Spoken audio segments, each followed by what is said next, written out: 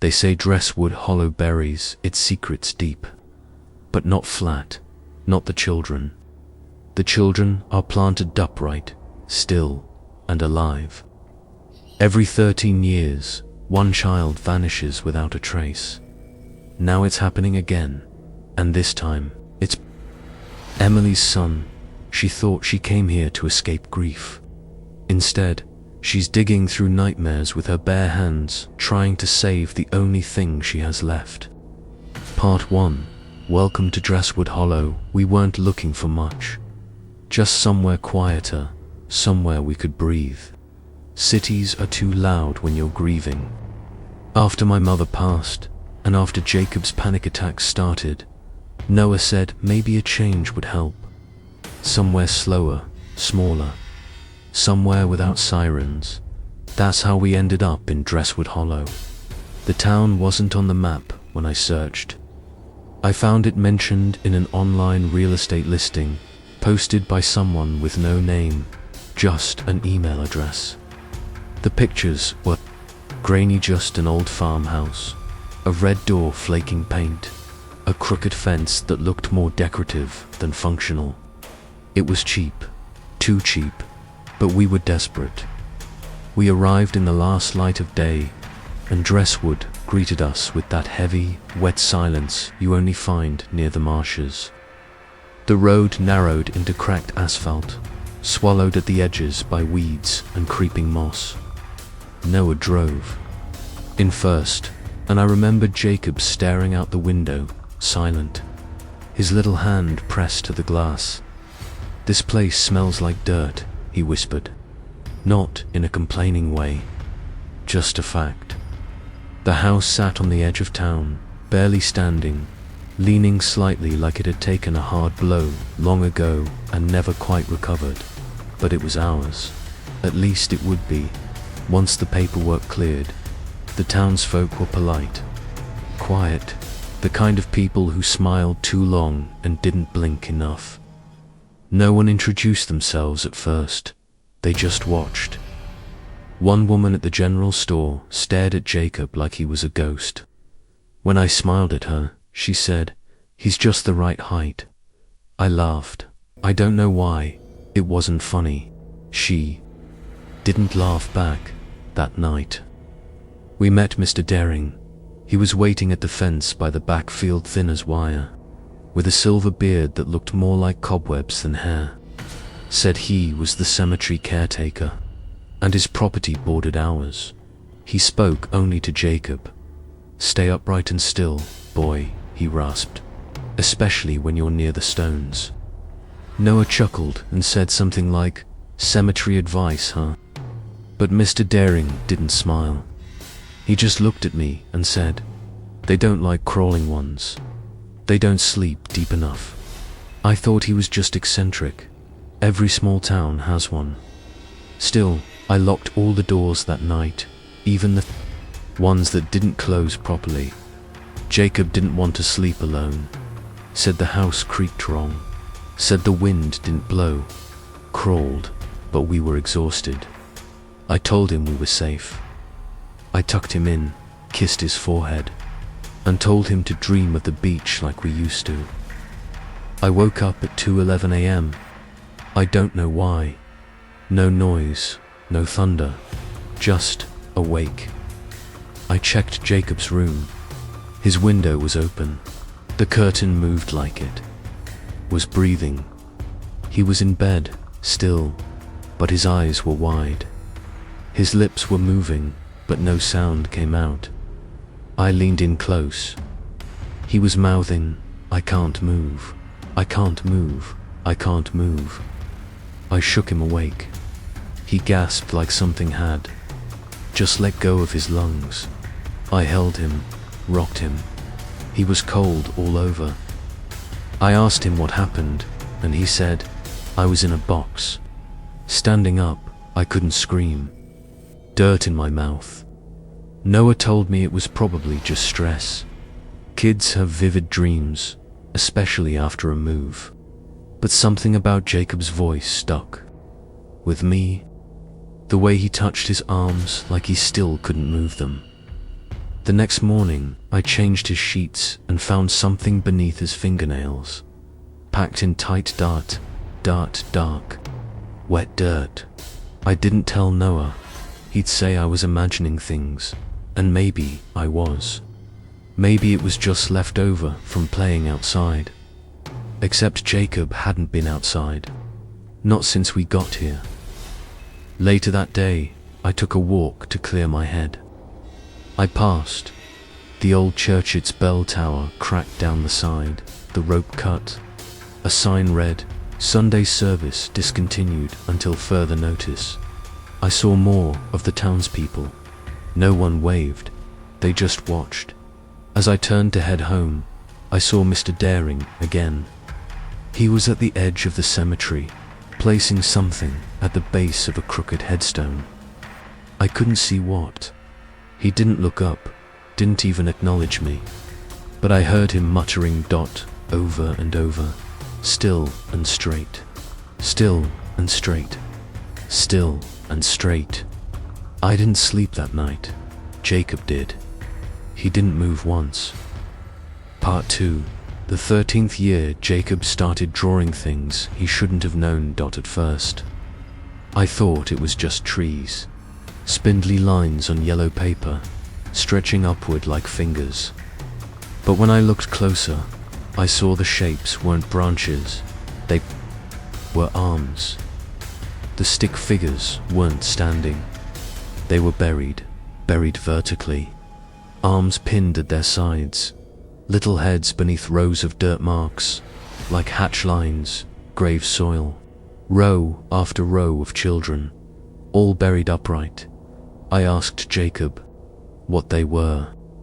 He said, "They're the ones who sing to the ground." I told myself he was just imagining things. Maybe something from a book, or one of those creepy videos kids find online. But that night, after he went to bed, I checked the browser history.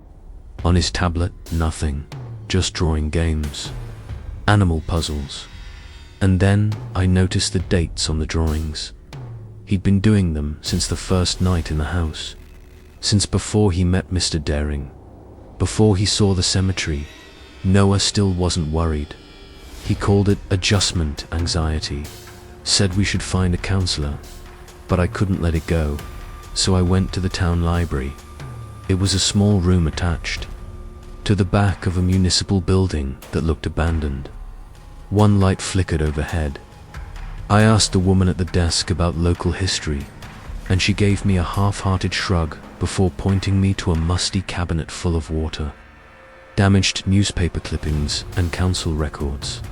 There wasn't much. Dreswood Hollow hadn't had a local paper since the early 2000s. But I found something that didn't feel accidental. 3 missing child reports. 1980, 1993, 2005, each 13 years apart. All in the month of October. No leads, no bodies, no suspects, just gone. I pulled at the frayed folders, my fingers going numb. My pulse felt like it was pounding in the tips. And then I found a record from 1967, faded type, barely legible. It was a town hall ledger entry that read, "Preparations made for the 13th. Soil remains unsettled. Ceremony will proceed as before. May they rest standing." I sat there for a long time, rereading those words. Rest standing. When I got home, I asked Noah if he thought 13 years was a strange cycle. He brushed me off, said I was spiraling. Maybe I was. But that night, I decided to go back to the cemetery. I waited until Noah and Jacob were asleep. The cemetery wasn't far, just through the back field. The air was damp, and every step felt like it pulled me deeper into something I didn't want to understand. I hadn't looked closely before, but now I noticed all the gravestones were for adults. Names and dates neatly chiseled. Dozens, maybe hundreds. but not a single one for a child. No small markers, no lamb statues, no beloved son or precious daughter, just grown names in the silence. It wasn't normal, it was waiting. I heard a sound behind me. Soft footsteps. Jacob. He was standing at the edge of the cemetery, barefoot, his pajamas soaked from the dew. His arms hung at his sides, his mouth slightly open. His eyes were wide, but he wasn't awake. I rushed to him. His pupils didn't track me. He was staring straight ahead, breathing slowly, whispering something I couldn't hear. I put my ear to his mouth. He was counting. 12, 13. 12, 13. I shook him. He didn't respond. Then I noticed his feet.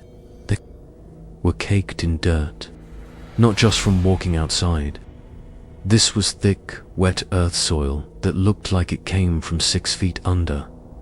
It took almost 10 minutes to wake him. When he finally came back, he didn't remember walking out. He said he'd been dreaming of a staircase made of bones, leading downward, deeper and deeper, where children hummed but never moved their mouths. The next day, I went back to the church, the same one with the cracked bell tower. There was an old woman there, sweeping the steps. Her eyes were nearly white with cataracts, but she seemed to know who I was. "You've got the boy," she said. I nodded. I didn't know what else to do. She put her broom down and leaned in. "Our soil doesn't like children lying down," she whispered. "They thrash, make noise, draw it closer." I asked her what it was. She didn't answer. She just pointed behind the church to a cluster of ancient trees. 13 rings, 13 years, 13 voices, all still. Before I could say anything else, she picked up her broom and went inside. Later that evening, Jacob didn't want dinner. He just stood at the window, staring into the dark field. "They're calling me again," he said. I asked him who. He said, "The ones underneath, the ones standing still." That night, I watched his room from the hallway at 3:06 a.m. He sat up. He turned his head toward the cemetery and smiled. Part 3. The children are still here. I found the diary in the attic. It was wedged behind an old cedar chest, its leather cover stiff with age, the spine cracked and dry like old skin. Dust coated everything in that attic, dust and something else, a smell. The thick, sweet scent of rot that had long since lost its shape. I pulled the book free with trembling fingers and wiped the cover.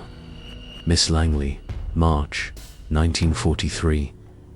I didn't know the name, but I opened it. The handwriting was elegant, tight, as if each word was afraid to sprawl too far, as if the page itself needed to contain something terrible. The vote was cast tonight. They've chosen Ellis, Grieve. He's 9, small for his age, quiet, doesn't scream much. That makes it easier. The soil will take him gently. I had to read the line 3 times before it made sense. And when it finally did, something cold trickled down my back. We plant them with care, never lying down, always standing, always still. The listener wakes when the children lie flat. The listener listens when they're still and upright. That's how we keep Dreswood safe. I couldn't breathe. We don't kill them. That's not the point. We give them to the earth, alive. Alive enough to hold the silence. Alive enough to feed the stillness.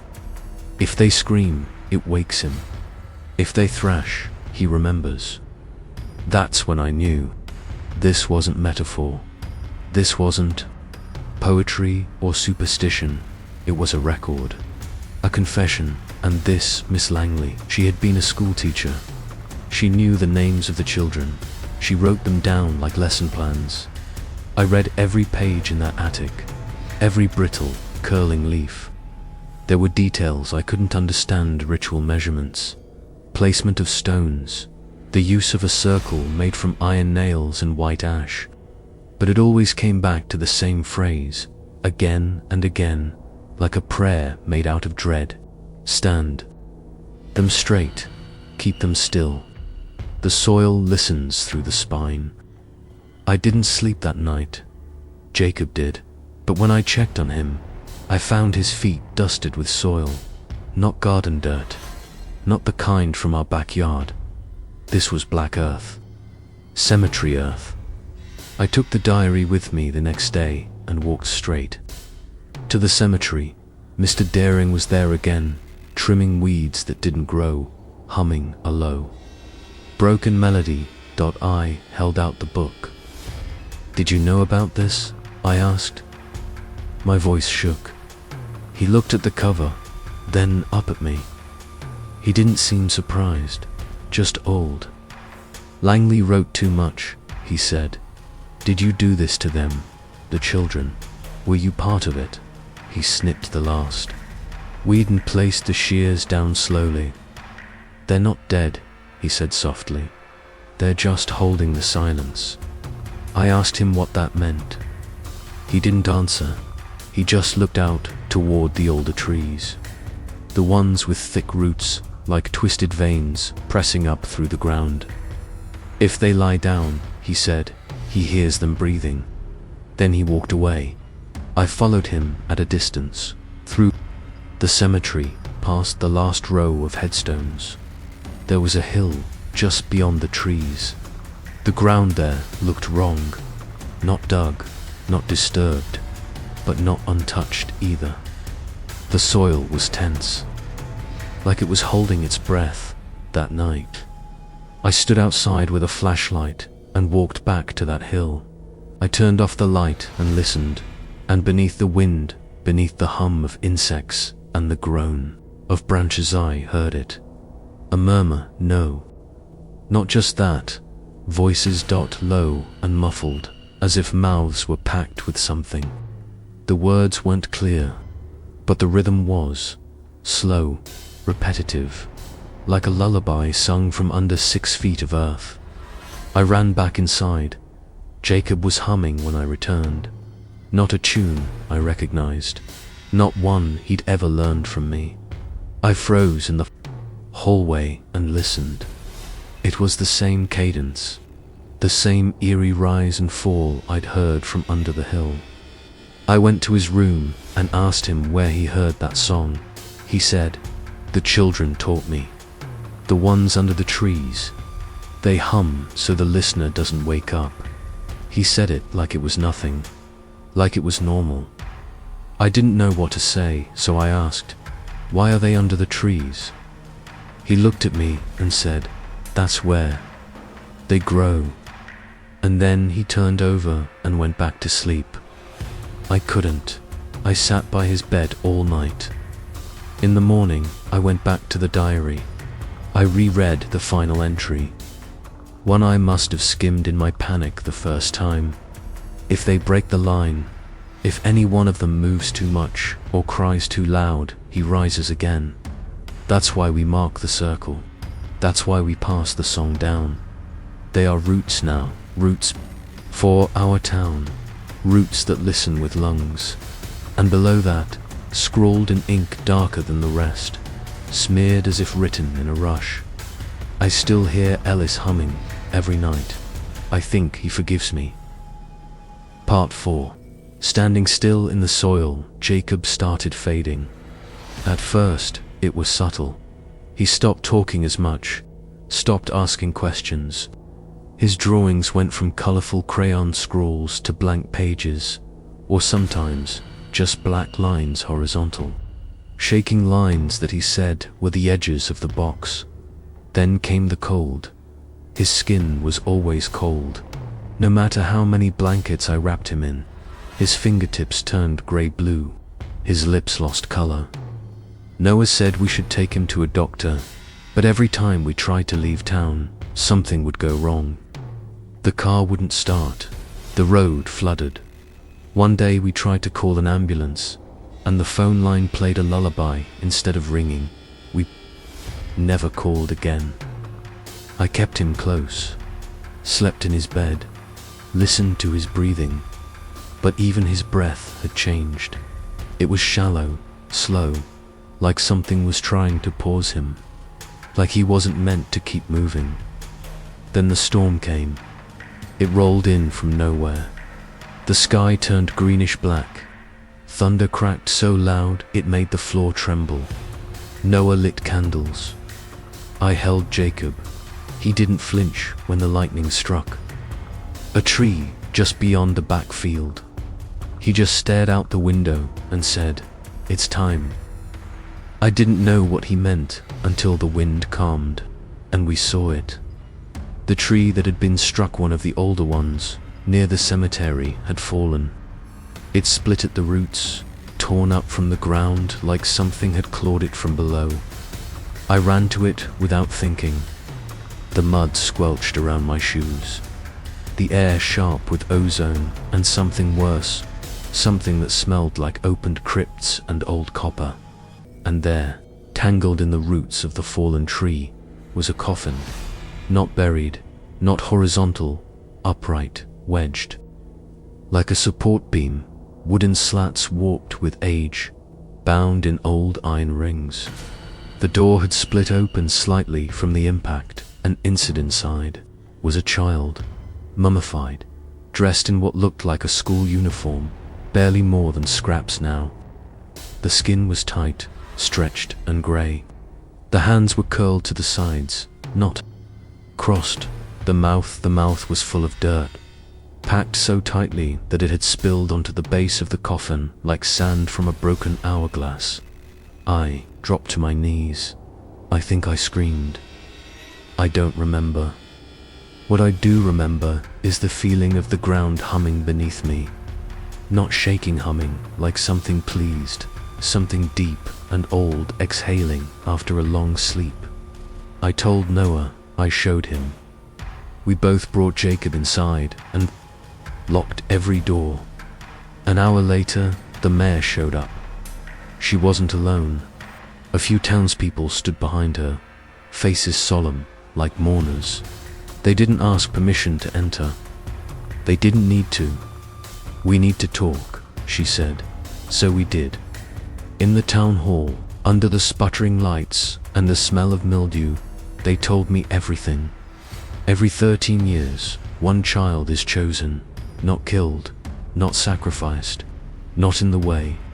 Stories tell it planted, buried upright in a protective circle made of 13 old stones, aligned with something ancient beneath the town. Something they called the Deep Listener. They said it came before Dreswood, before any of them, before roads and houses. It was part of the soil, part of the land's hunger, and the only way to keep it from rising, from listening to hard, was to keep it fed. Stillness, silence. Children, buried alive, standing up, never moving, never crying. Roots made of breath and bone. I asked them how they lived with it. The mayor said, "Because we're still here. Because if we don't do it, it comes back up through the trees, through the wells, through the bones of the town." She said that first time they tried to stop the ritual, Dreswood lost 23 people in one night. Dragged into the soil, their homes turned inside out. Since then, they never skipped a year, never hesitated. I asked why Jacob. She looked at me like it was already done. He fits the year. He hears the song. He walks the path. He's marked.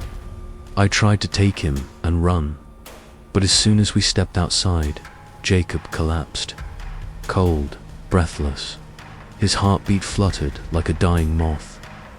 And then he opened his eyes and said, "I hear them humming. They're almost done." I carried him back inside. He whispered something else before he fell asleep. "Tell them I'll stand if I have to. I don't know what to do. The town is watching us now, waiting." The 13 stones are cleaned and ready. I saw them circle the hill behind the cemetery. 13 stones, 13 years, 13 children who never moved again, and Jacob, pale as bone, waiting for the ground to take him. Part 5. The choosing. They came with candles. No knocking, no shouting, just quiet steps on our porch. A dozen flickering flames behind glass jars, and the mayor at the front, holding a length of white cloth, the kind they wrap around the children's eyes. She didn't have to say it. I knew what they were here for. Jacob, they called it the choosing, but there was no choice. Not really. They told us Jacob's birthday was no coincidence. He was born 13 years to the day after the last burial. They said the dreams were a sign. The humming, the sleepwalking, the whispers are calling. The deep listener had already touched him. He hears the song, the mayor said, like it made him holy. I wanted to scream. I wanted to rip their throats out with my bare hands. Instead, I slammed the door. We packed in under 15 minutes. Clothes, food. Jacob, half conscious and pale, but breathing. I carried him to the car. Noah started the engine, and we drove. The road was the same one we came in on. The only road that led out of town.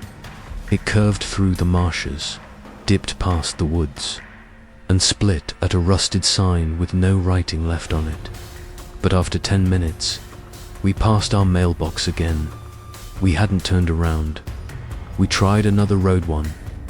Through the fields another past the old mill butt every time. No matter which turn we made, we came back to our house. Dreswood didn't want us to leave. Jacob didn't speak until the third loop. He sat up, eyes glassy, and whispered, "They're not alone." Noah pulled over. Jacob turned to the window and rested his head against the glass. "I can hear them singing," he said. Then he smiled, just slightly. I didn't recognize the expression. We drove back in silence. There was no point fighting it. The roads weren't ours anymore. The town had closed its arms around us that night. I waited until Noah fell asleep. I grabbed a shovel and headed for the grove behind the cemetery, the one with the 13 stones. The moon was bright enough to see without a flashlight. I passed the church, past the broken bell tower, past the hill that hummed when you stood too close.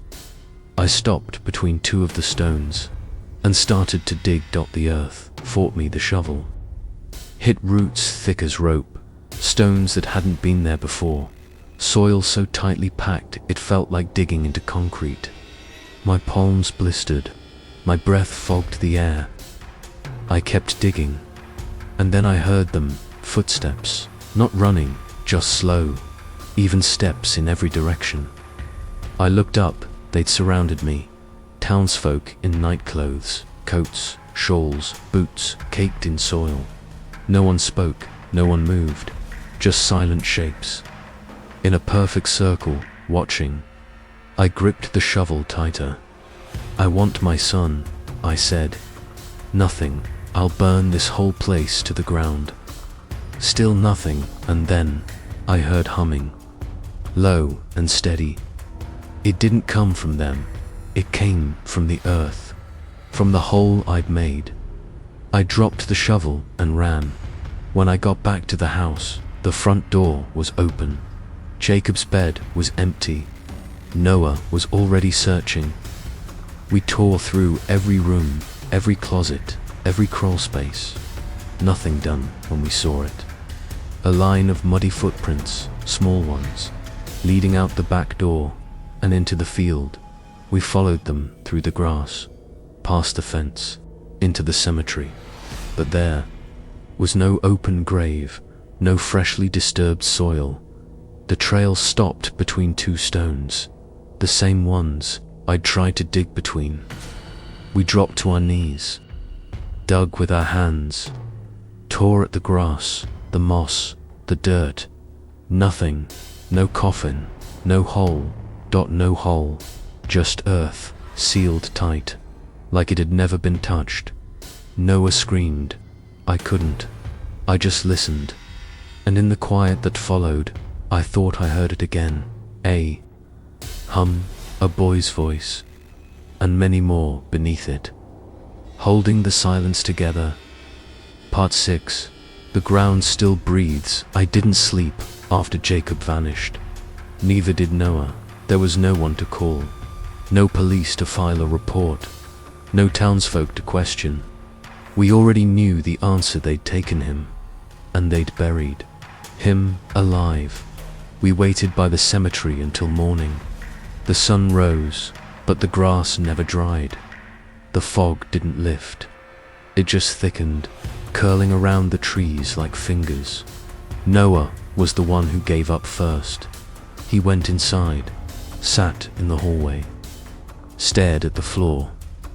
I think he knew something in him would break if he saw that field again, but I couldn't stop. I remembered what the mayor had said, the stones, the circle, the rhythm of the 13th year, but she'd never mentioned the grove. Not directly, only hinted. A place outside the town's borders, past the old water tower, where the roots grow in spirals and birds won't sing. Locals called it Hollow's Hollow, a pit the land had carved for itself. I went there alone. The trees were wrong. I don't know how else to describe it. Their trunks bent backward, away from the center, like they were recoiling from something buried in the middle. The air felt stretched. Every breath tasted like wet iron. Then I saw them. 12 standing stones, smooth and ancient, covered in moss and long dead names. They formed a perfect circle, each one taller than me, each one vibrating, not shaking, not trembling, vibrating, like something was humming through their cores. And in the middle, the ground exhaled. I watched the soil rise and fall, slowly, gently, as if it were breathing. I stepped closer.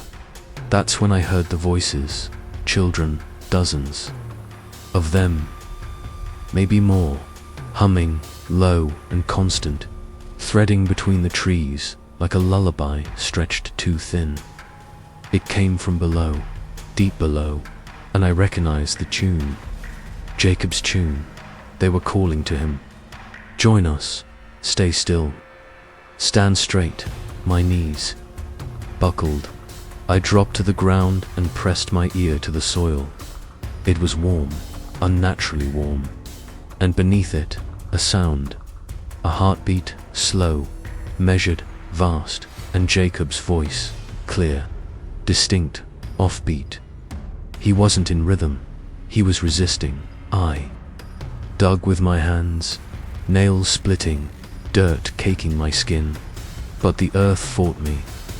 Every handful I pulled away was replaced, like the ground was swallowing itself, like it refused to be undone. Then the humming faltered. Not all at once, just slightly, like a record skipping. One voice stopped. Another fell behind. Jacob, the others, tried to pull him back, their pitch rising, desperate. But he wouldn't match them, wouldn't fall in line.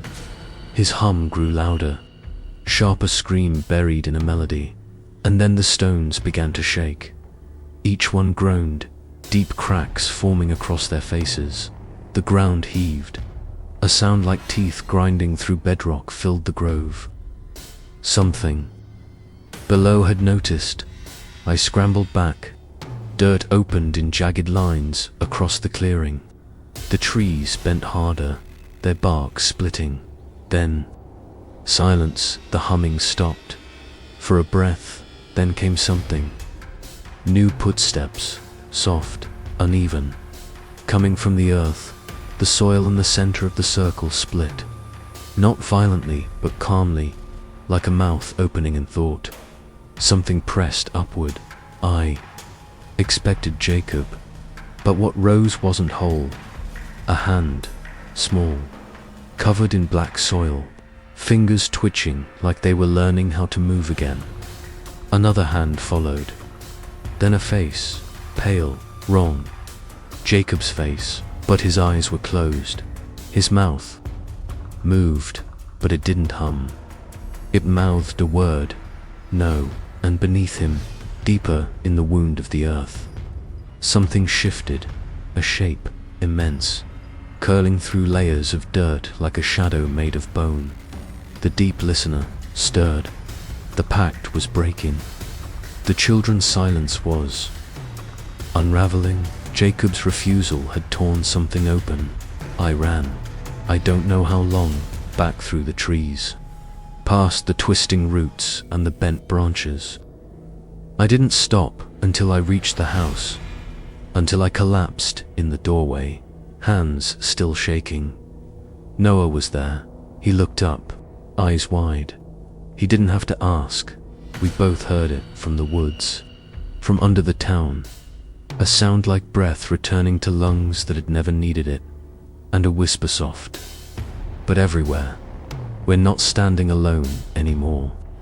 Then silence, but the kind that watches, the kind that waits, the kind that listens, and the ground still breathes.